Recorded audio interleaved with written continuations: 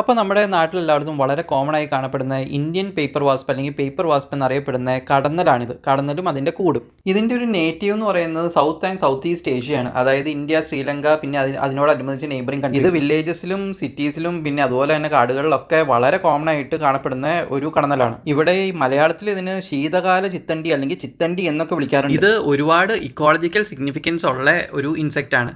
അതായത് പോളിനേഷന് ഇത് വളരെ ഇമ്പോർട്ടൻ്റ് ആണ്. അതുപോലെ തന്നെ പെസ്റ്റ് കൺട്രോളിനും ഇത് ഇമ്പോർട്ടൻ്റ് ആണ്. അപ്പോൾ പോളിനേഷൻ ഇമ്പോർട്ടൻ്റ് ആണെന്ന് പറയുമ്പോൾ തന്നെ നിങ്ങൾക്ക് മനസ്സിലാവും ഇതിൻ്റെ ഒരു ഫുഡ് എന്ന് പറയുന്നത് തേനായിരിക്കും.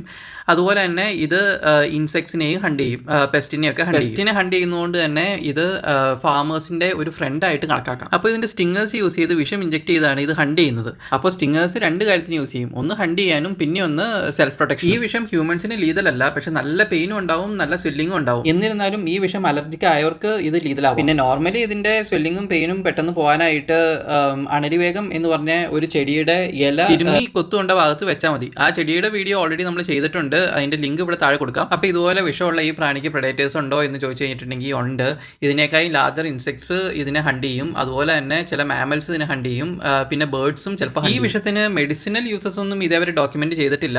എന്നിരുന്നാലും പലയിടത്തും anti microbial and anti cancer properties ഉള്ളതായിട്ട് മെൻഷനിങ്സ് ഉണ്ട്. പിന്നെ ഇതിൻ്റെ ഒരു അപ്പിയറൻസിനെ കുറിച്ച് പറയുകയാണെങ്കിൽ ഇത് ഒരു ചെറിയൊരു ഇൻസെക്റ്റ് ആണ്. അതുപോലെ തന്നെ റെഡിഷ് ബ്രൗൺ ബോഡിയും പിന്നെ അതിൽ യെല്ലോയിഷ് മാർക്കിംഗും ഉണ്ട്. അതായത് ചിലപ്പോൾ സ്ട്രൈപ്സ് ആയിട്ട് ചിലപ്പോൾ മാർക്കിങ്സ് ആയിട്ട് യെല്ലോയിഷ് കളറിൽ ഉള്ള പാറ്റേൺ. പിന്നെ ഇതിൻ്റെ നെസ്റ്റ് ആണ് ഈ കാണുന്നത്. ഇത് ശരിക്കും പറഞ്ഞാൽ ഒരു പേപ്പർ പോലെ ഇരിക്കും. അത് ആക്ച്വലി പ്ലാന്റ് ഫൈബേഴ്സ് ഇതിൻ്റെ സലൈവയായിട്ട് മിക്സ് ചെയ്തിട്ടുള്ള ഒരു ദ്രാവകം വെച്ചിട്ടാണ് ഈ കൂടുകൾ ഉണ്ടാക്കുന്നത്. ഇതിൻ്റെ ഒരു ബിഹേവിയർ എന്ന് പറഞ്ഞു കഴിഞ്ഞിട്ടുണ്ടെങ്കിൽ വളരെ യൂണീക്ക് ആയിട്ടുള്ളൊരു സോഷ്യൽ സ്ട്രക്ചർ ഉണ്ട്.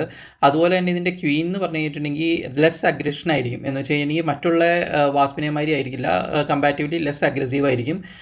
പിന്നെ ഇതിൻ്റെ വർക്കേഴ്സ് കുറച്ച് ഫ്ലെക്സിബിൾ ആയിട്ടുള്ള റോൾസ്. പിന്നെ ചില പ്രത്യേക സാഹചര്യങ്ങളിൽ ഇവ ക്വീനെ റീപ്ലേസ് ചെയ്യുകയും ചെയ്യും. ജോഹൻ ക്രിസ്റ്റ്യൻ ഫാബ്രിക്കസ് എന്ന ഡാനിഷ് സുവോളജിസ്റ്റ് ആണ് ഇതിൻ്റെ സയന്റിഫിക് നെയിം നിർണ്ണയിച്ചത്. അതായത് റൊപ്പാലിഡിയ മാർജിനാറ്റ എന്നാണ് ഇതിൻ്റെ സയന്റിഫിക് നെയിം. അപ്പോൾ ഇതിൻ്റെ ലൈഫ് സൈക്കിളിൽ ആദ്യം വരുന്നത് എഗ് സ്റ്റേജ് ആണ്. ഈ കൂടുകളുടെ ഓരോ ഇൻഡിവിജ്വൽ സെൽസിലും ഓരോ എഗ്സ് വെച്ചിട്ടാണ് ഇത് ലേ ചെയ്യുന്നത്. അതൊരു സ്റ്റിക്കി സബ്സ്റ്റൻസ് വെച്ചിട്ട് അതിൻ്റെ ഉള്ളിൽ സ്റ്റിക്ക് ചെയ്ത് വെച്ചേക്കും. അടുത്തതായി എഗ്സ് ഹാച്ച് ചെയ്ത് ലാർവ സ്റ്റേജ് ആണ്. ലാർവ സ്റ്റേജിൽ വർക്കേഴ്സാണ് ഫീഡ് ചെയ്യുന്നത്.